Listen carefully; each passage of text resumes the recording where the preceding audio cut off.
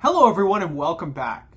Now, previously in the past few videos, I've talked a lot about perturbations of well-known dynamical systems, primarily the harmonic oscillator, and trying to use those perturbations to classify more complex behavior. And a lot of the time, that more complex behavior is a limit cycle or a periodic orbit or a closed orbit in the dynamical system.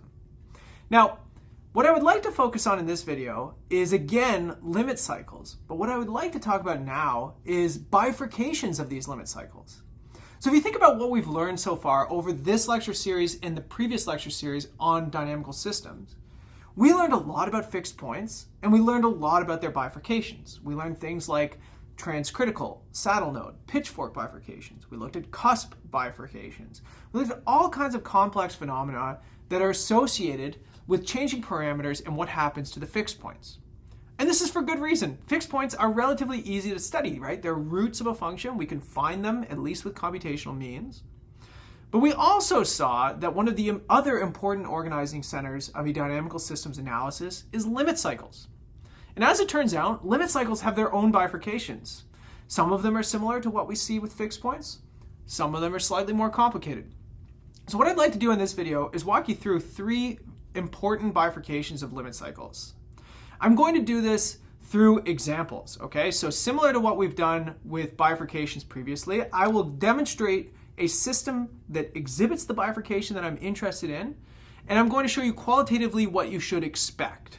Finding these things in any given dynamical system is a challenge, in much the same way that finding limit cycles, or even sometimes finding fixed points in their bifurcations, is a challenge, okay? So again, example driven.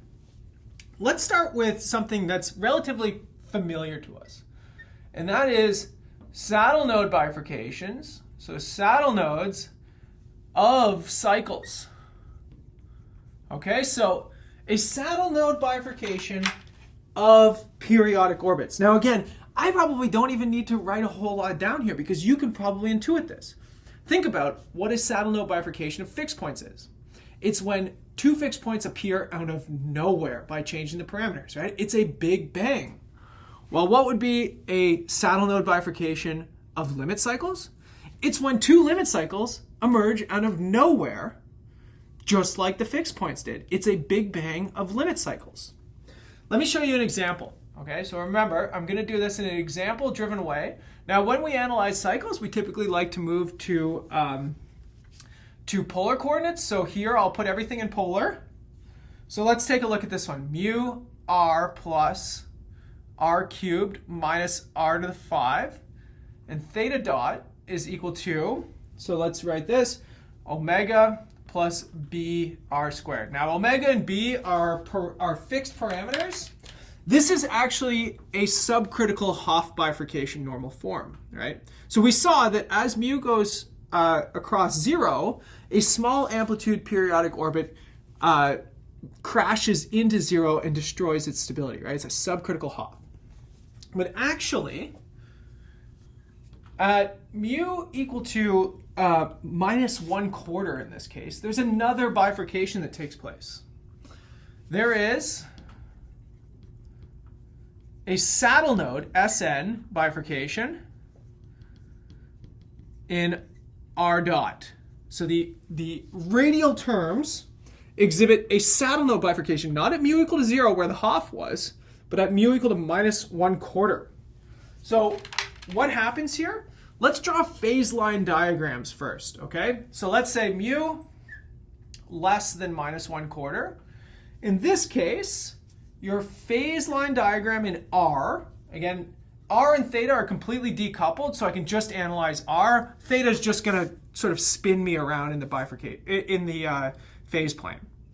So in this case, there is only one fixed point. It's at 0, and it is globally stable. So everything in this system, when mu is less than minus 1/4, spirals into 0. So what would that look like in the phase plane? You have x, you have y. You've got a fixed point here at 0. And basically, depending on the values of omega and b, they'll determine if you go clockwise or counterclockwise. But again, I'm going to take some creative liberty here just to illustrate things. But again, essentially, you're sort of just falling into zero. So the question is, what happens for mu above 1/4? So let's go before the Hoff bifurcation. So here, the phase line diagram, we still have 0, which is a fixed point. But now, the saddle node took place in the r dot equation, and 2 new fixed points emerged. And they emerge not from 0, they emerge at larger values here. So in fact, this one is stable. This one is unstable, just like we recognize with usual saddle node bifurcations. But again, I want to remind you, this is in the r equation. So what does this actually look like in the phase plane? X, Y. Well, I still have a fixed point at 0. That's easy. But now I've got an unstable limit cycle that surrounds it. That's this guy right here. And then I've got a bigger stable limit cycle that surrounds that. Again, I'm taking some creative liberties on which direction the flow is going. That depends on omega and b, but that's, that's okay. And essentially, you spiral into 0 if you're inside of this unstable limit cycle. You will spiral towards the bigger one if you are between, and if you are outside, you're going to spiral into the bigger one as well. So what happened here between these two? Again, with bifurcations, you should be playing movies in your mind. So here I had global stability, and then out of nowhere, a big bang happens, and 2 limit cycles that surround the origin but are separated from it. They're further away. They emerge. One sort of shrinks down, one gets bigger. And again, we know that a subcritical Hoff bifurcation happens at mu equal to 0. So this unstable one here eventually shrinks down and destroys the stability of the origin. So there's 2 bifurcations in this model, one of which is a saddle node bifurcation of limit cycles. 2 limit cycles emerge out of nowhere. Now, here's the other thing that I want you to notice. With a Hoff bifurcation, the amplitude of that limit cycle is small, right? It sort of blows off the fixed point. So it has, it scales like mu to the 1/2. Here, the amplitude is huge, right? These things just emerge out of nowhere with big amplitude. They don't come from 0, they just come from some number. That's what I really want you to pay attention to, because at the end of this video, I'm going to go through some scaling laws for how you can identify these things in a system if you're sort of playing around with simulations of that system. All right, let's look at another example. Let's look at a saddle node. So another saddle node, but this time, so this was saddle nodes of cycles. Let's do saddle nodes on cycles. So sometimes this is called an infinite period bifurcation, and I'll show you why in a second. But let me give you, again, we're going to do this by example. Here's my example. Again, polar coordinates, because I want the analysis of cycles to be easy. Here we go. 1 minus r squared. So really, really simple dynamics in the r dot equation. In fact, before I even write down the thetas, let's just note, okay, what happens here. R of t converges to 1 as t goes to infinity for every initial condition that's not 0, okay? So this is sort of what we see with a supercritical Hoff bifurcation. This is the normal form for a supercritical. But here's what's going to make it interesting. My theta dot equation has some parameter in it. And let's say it has some theta dependence. Now, you've seen this equation before, right? This is my flow on the circle equation. So flow on circle. We saw this with the firefly model. And what did we see with the fireflies? Well, we saw that the firefly model can have steady states on the circle. So in this case, you get the same thing. So in this equation right here, if mu is between -1 and 1, we have fixed points. Now, this is very different than what you just saw in this example right here, right? This omega and this b here, they just force theta to keep rolling around and around and around and around, right? But that means that all the bifurcations come from the radial component in this case, when you have a saddle node bifurcation. Here, the radial component does nothing. Everybody always goes to the unit circle as long as you don't start at 0. But on the unit circle, you've got basically a firefly model. So you can have fixed points on that unit circle. So let's take a look. Let's actually draw some phase plane diagrams here. So let's say, let's do mu bigger than 1 first, okay? So if mu is bigger than 1, this thing has no fixed points. That means that it's always positive for every value of theta. So that means that the phase plane diagram is always swirling. So here, I have an unstable fixed point at 0. I've got everybody moving to radius 1.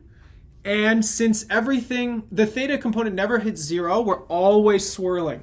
So I've actually got a stable limit cycle because I'm swirling around and around and around here. And essentially,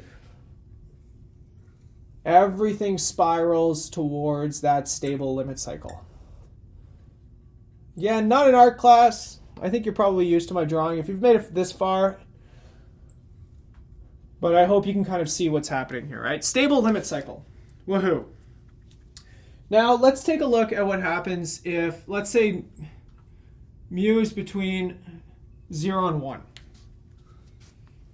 Okay, so if mu is less than 0, basically the same thing happens, just the direction of the flow will reverse, so I don't want to mix anybody up. Okay, so again, we still have the unit circle being invariant here, and that comes from the fact that the r dot equation goes to 0 every time. Or sorry, goes to 1 every time. Still have an unstable fixed point here. But now, the theta dot equation has fixed points as well, right? So at mu equal to 1, there's a fixed point at pi over 2. And then you basically have a saddle node bifurcation that drifts along this circle. So that would mean, since theta dot is equal to 0 at these points, and r dot is equal to 0 when r is equal to 1, we have fixed points of the differential equation, just like we saw in the last video with the Duffing model, right? We looked at fixed points from the perspective of the polar coordinate. So now, what happens on the circle first? Again, it's the firefly model. This fixed point is unstable. The other one is stable. Okay? So if you are at r equal to 1, you're not changing your radius, you're stuck on the circle, and basically you've got a flow on the circle. So you have a stable fixed point on the circle, and you've got an unstable fixed point on the circle. But what else happens here? Well, what happens if you're off the circle? Well, we always know that the radial component is contracting into 1. These fixed points, this has a one-dimensional unstable direction and a one-dimensional stable direction. This has 2 dimensions of stability. So really, what you would get stability from off the circle as well. And in this case, you would get stability towards the circle, but this thing would be a saddle now because it's unstable on the circle. So what would you get? Well, you might get something that looks like this, or like this, or like this, or like this. But so look what happens. Okay, so what I really want you to do, again, play the movie in your mind while you're thinking about this. What happened? Well, I originally had a limit cycle, but then on the limit cycle, I had a saddle node bifurcation take place, right? So not only did a fixed point appear in my model, it appeared on my limit cycle, right? Like a wart on the limit cycle. And think about what that means for my limit cycle. Well, originally I could just go around and around and around and around, just like in the flow on the circle, going around and around uninterrupted. But as mu decreases through 1, roadblocks start to appear on this limit cycle, right? I get a bottleneck. And so what happens here is that now I can't make it all the way around. I hit a roadblock and I get sucked into this fixed point. Right? So I've got an unstable fixed point that pushes me away, and I've got a stable one that pushes me into it. So what does that really mean? Well, one way you can think about this is it takes longer and longer to go around the limit cycle. Again, go back to my bottleneck discussion, my previous video on bottlenecks. As mu gets closer to 1, it starts to take longer and longer to go around this thing. The period of oscillation here goes to infinity. So as mu approaches 1 from the right, so from above,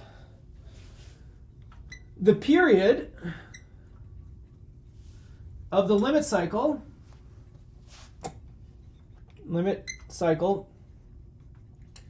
goes to infinity. Remember I told you at the beginning of this, I said saddle nodes on cycles, sometimes these are called infinite period bifurcations.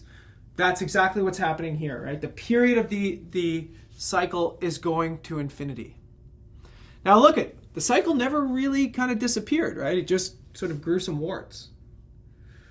I want you to really sort of focus on the major differences between these two scenarios. Now, the one obvious difference is that bifurcations in this case take place in the phase coordinates. In this case, it takes place in the radial coordinates. But these things can happen in higher dimensional systems as well, right? So really you have to be able to recognize, what distinguishes these things. Well, in this case, 2 limit cycles appear out of nowhere with large amplitude. Whereas here, a limit cycle already exists, but the period of that limit cycle goes to infinity. Roadblocks show up. That's the difference for now. All right, we've seen saddle nodes of limit cycles. We've seen saddle nodes on limit cycles. I want to talk about another kind of bifurcation that occurs with limit cycles. And while the previous 2 you probably understood in the context of steady state bifurcations, this one, homoclinic bifurcations, is really unique to limit cycles, okay? Now, saddle node bifurcations, pitchfork bifurcations, transcritical bifurcations, these are sometimes called local bifurcations. They're local changes. The way that we can understand them as being local is that we use Taylor series to understand them, right? We did this over and over with fixed points. You can do the same thing with limit cycles as long as you do everything in the appropriate frame of reference. A homoclinic bifurcation is what's called a global bifurcation. So it can't be captured with a Taylor series. That's one way to think of it. Now, the better way to think of it is that a global bifurcation is a sort of global rearrangement of the dynamical system, right? So if we think about local bifurcations, they change things nearby, right? There are small, minute changes, 2 little fixed points appear, or maybe 2 ringing limit cycles appear. But, far away from those things, not a whole lot changes. With a homoclinic bifurcation, this sort of reorganizes the phase space of a lot of the model. It has repercussions for a very large segment of the dynamical system. Now, here's the other problem. They're very hard to classify. They're very hard to find, but their effects are certainly felt in a number of systems. One place you find them is in the Lorenz model, so maybe you want to go back to that video. You can find homoclinic bifurcations there. In high-dimensional systems, homoclinic bifurcations typically mean chaos. I'm going to stick to planar here, though. Here's an example of when a homoclinic bifurcation takes place. So you might need to use a computer to simulate this, and I highly recommend it because it's pretty cool. Mu y plus x minus x squared plus xy. Okay, so sort of manufactured example. I'm not going to claim that this means anything. It just has a homoclinic bifurcation just for you to see what happens. Now, the homoclinic bifurcation, so homoclinic bifurcation at the critical value of mu is something around negative 0.8645. So my recommendation, try simulating the differential equation, above and below these parameter values. Choose like negative 0.9 and negative 0.8, for example, and see the difference. The question is, what is a homoclinic bifurcation? Well, what a homoclinic bifurcation is that a limit cycle grows and grows and grows until it collides with a fixed point. So it attaches itself to a fixed point. The fixed point doesn't grow on it like the previous example where you get the little warts. You sort of blow the balloon up so big that you've expanded it until it hits the walls. And that wall in this case would be a fixed point. Let me show you, okay? So what happens? If mu is less than mu critical, so the bifurcation point here, here's what your phase plane would look like. Again, you're going to have to use a computer for this. It's not an easy example. So let's extend this out a little bit because I need a little more room to really make this pretty. Okay, so I've got two fixed points, both of them on the y equal to 0 line. That's easy to see. And this one right here has a periodic orbit that goes around it. All right, so there's a nice little limit cycle here. And this guy down here, it's unstable. So you spiral out. Okay, so nothing too fancy. Sort of a regular old thing that we see a lot. This is a saddle. So basically what happens is its unstable manifold comes out and connects, eventually converges into that limit cycle. There's another direction of the unstable manifold that shoots off this way. Now it's a saddle, so there's a stable component as well. And that piece comes from way up here and it spirals in. Okay. So then that's below the bifurcation, okay? So there's just there's a regular old periodic orbit existing, doing nothing. It's not bothering anyone. Actually, let's pull this over just a little bit because I only really need the positive x part. Okay, then at the bifurcation point, what happens? At the bifurcation point, there is a homoclinic orbit. Okay, so let's take a look at this. I still have 0 as a fixed point. I still have this fixed point over here. So those two fixed points did not affect anyone. But what happens is this limit cycle in here gets so big, it's like a bubble, right? You're like blowing a bubble with bubble gum. It blows up until it attaches itself. And the moment when it attaches itself, it becomes a homoclinic orbit. Okay? So this guy right here is still unstable. Everything is spiraling out. There is no more limit cycle anymore. The only thing that I'm left with is this big homoclinic orbit where there is an inside and an outside, and that is it. There is still these stable and unstable manifolds that fly off on these ends, but that's about it. Okay, so again, you're blowing a bubble up so big, and maybe it gets caught on your nose, right? That's how you could think about this. Actually, that's how I'm going to think about it from now on. Then what happens above the critical value? So let's say mu greater than mu critical. Well, in this case, I've blown my bubble up so big, it hit my nose, and now it popped. So now, no periodic orbit whatsoever. There's no limit cycle, there's no homoclinic orbit, nothing really all that interesting in this system anymore. So really what you would see, let's try and use some different colors. So stability never changed here. In this case, though, you would see this sort of spiraling like this. You also have the unstable direction that comes out and does this,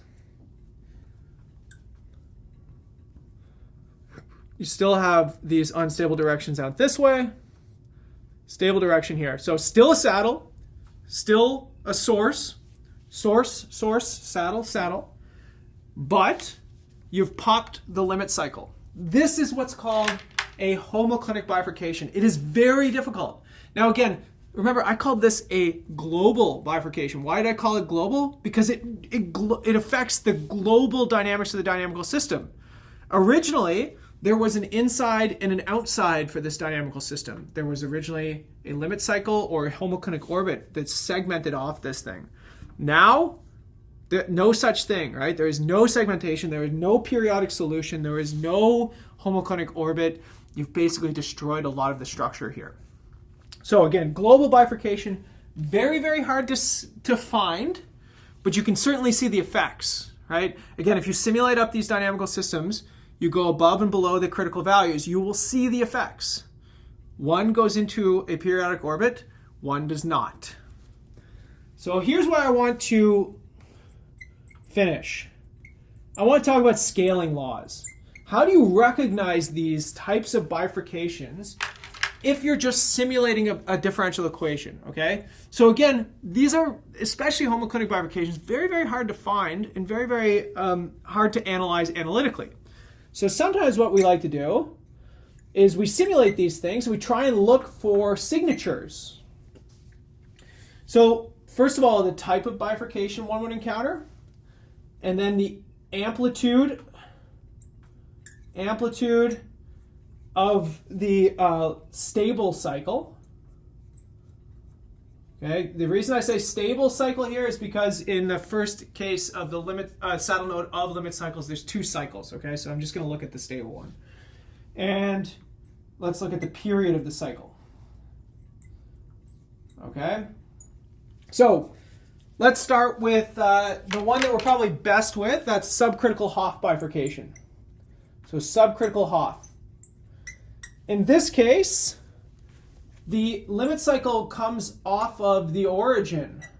So the amplitude of that limit cycle, it's really, really small. It's being pulled off of a fixed point, and so it scales like the square root of the parameter.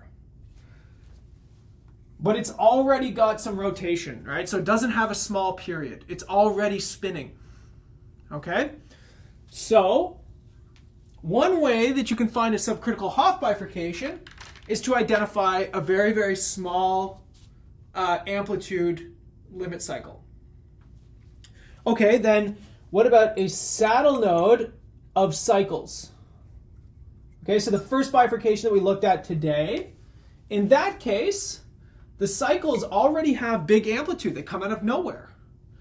And they've also already got big period, right? Everything is already rotating. They just pop up and they separate off. They are big and big. So small, big, big, big. Okay, what's next? Well, we have the saddle node on cycles, the infinite period bifurcations. In this case, you have the ghosts in the bottleneck, right? So again, in this case, you've got an amplitude that remains big, right? We're not collapsing anywhere. But you have a period that gets huge. So actually, if you remember what we did from the bottlenecks episode, the period scales like 1 over the square root, right? So if mu is going to 0, 1 over the square root goes to infinity. So again, small, regular, regular, regular, regular, huge. All right, and what about the homoclinic? Homoclinic is much harder. Now, first of all, notice that the amplitude of the limit cycle never gets small. In fact, in my case, it got bigger. Again, my bubble that I'm blowing. So it stays regular, but the period gets larger. Now, in particular, look what happens. When you are on the homoclinic orbit, it takes you an infinite amount of time to go around this thing, right? Because you're on the stable and unstable manifold. You can only converge as t goes to infinity or as t goes to minus infinity. So in this case, you again have an infinite period that's occurring. except that we, in this case, know that that period diverges like a logarithm, not like 1 over the square root. So this is very, very difficult.